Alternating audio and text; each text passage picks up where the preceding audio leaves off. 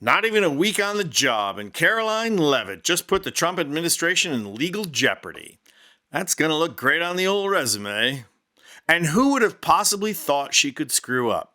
I mean, she stepped up to the podium and promised everyone that every day she would tell the truth. I commit to telling the truth from this podium every single day. I commit to speaking on behalf of the President of the United States. That is my job. And I will say it's very easy to speak truth from this podium when you have a president who is implementing policies that are wildly popular with the American people. And that's exactly what this administration is doing. It's correcting the lies and the wrongs of the past 4 years, many of the lies that have been told to your faces in this very briefing room. I will not do that. But since you brought up Truth Seek, I would like to point out, while I vowed to provide the truth from this podium, we ask that all of you in this room hold yourselves to that same standard. We know for a fact there have been lies that have been pushed by many legacy media outlets in this country about this president, about his family, and we will not accept that. We will call you out when we feel that your reporting is wrong or there is misinformation about this White House. So yes, I will hold myself to the truth, and I expect everyone in this room to do the same. And then she promptly proceeded to lie. DOJ and OMB also found that there was about to be 50 million taxpayer dollars that went out the door to fund condoms in Gaza. That is a preposterous waste of taxpayer money. Surprise, surprise, it turns out $0 spent on condoms for Gaza. But hey, let's not get lost in the weeds here. After all, $45,000 was spent on oral contraceptives to Jordan. So the press corps was not particularly impressed, but the New York Times was. They described her as steely and unflinching. So bravo, says the Times, ignoring the fact that we have seen this act before, where the young blonde press secretary wearing a cross comes out and lies to the press and the American people every time she steps up to the podium. Only this time it's with someone that's unflinching. And she was just as unflinching when she put the administration into legal trouble. How? Was it by denying what the Constitution says? Folks that you mentioned have a right to have that legal opinion, but it is in disagreement with the legal opinion of this administration. This administration believes that birthright citizenship is unconstitutional, and that is why President Trump signed that executive order. No, that was just stupid. And of course, another lie. Was it her insipid defense of Trump's illegal freezing of funds?